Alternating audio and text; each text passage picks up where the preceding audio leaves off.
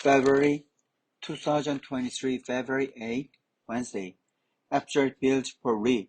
Majority opposition seeks to give suspects right to veto prosecutors probing their cases. The Democratic Party of Korea is said to be preparing a horde of bills to pressure prosecutors and restrict their rights.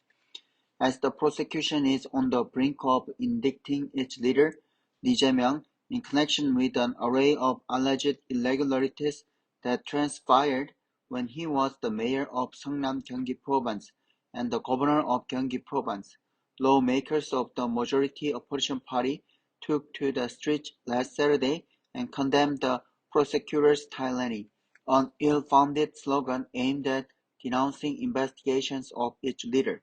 But it seems that the party is not completely satisfied with the street protest they staged for the first time in 6 years. Now they seek to further turn up the heat on the prosecution investigating Lee. The changes the party plans to make in the Criminal Procedure Act are aimed at giving suspects the right to demand the replacement of prosecutors assigned to their case if they perceive their investigation to be unfair. But investigations are unlikely to be considered fair or satisfactory by suspects unless, of course, the assigned prosecutors intend to go easy on them. The Democratic Party has so far argued that the prosecutor's investigation of the allegations against its leader is unfair because all of the senior prosecutors in the Seoul Central and Suwon District Prosecutor's Office in charge of the probes are loyal to President Yoon Suk-yeol. It is almost certain that most suspects will utilize the proposed veto power as a means to drag their feet when they are investigated. The same goes for Lee. The party also seeks to legislate the Prosecutor Information Disclosure Act to make it mandatory to reveal the name, assigned tags, and contact numbers of the prosecutors assigned to a suspect's case. In December last year, it distributed to its members and supporters the data on the real names, assigned districts, and photographs of those prosecutors who were investigating the allegations against Lee. This triggered online criticism and derision targeting the prosecutors. The party faced criticism from inside its ranks, not to mention from most members of the public, but it vowed to institutionalize the disclosure of prosecutors' identities. Now it is preparing to legislate. It is also said to be considering legislation to enable defendants and defense attorneys to browse sufficiently the prosecutor's undisclosed key evidence before a pre-trial detention hearing. It would be particularly important for Lee to know what key evidence the prosecution has against him as he is under investigation.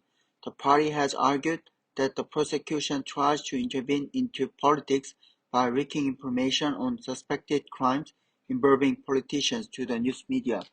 Now it is considering legally banning the prosecution from doing so.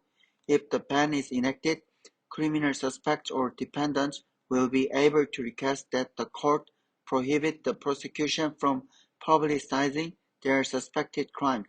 This is also closely associated with the investigation of Lee.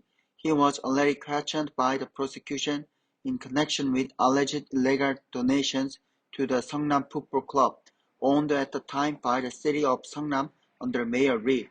Now he faces the possibility of additional summons over Seongnam's alleged favors to Daejangdong Land and Wire Newtown developers. On top of this, he has come under suspicion that he might be involved in Sangbangul Group's alleged illegal remittance of millions of dollars to North Korea. His party seems to be trying to do whatever it can to save its leader from judicial risk. The bills now under the party's consideration are what Lee needs the most right now. It is hard to make the bills a reality. In the final stage, the president will likely veto them, yet the party still seeks to legislate them in an apparent attempt to stifle the prosecution's investigation and intimidate prosecutors.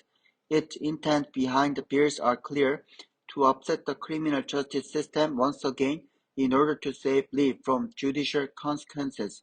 It has already legislated bills to strip the prosecution of most of their investigative rights.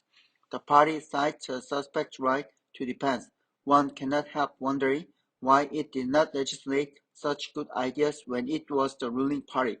If their core intent is to block the indictment of its leader, it would cause less harm to the people to simply enact the exemption of a specific person from punishment rather than to try and restructure the entire judicial system.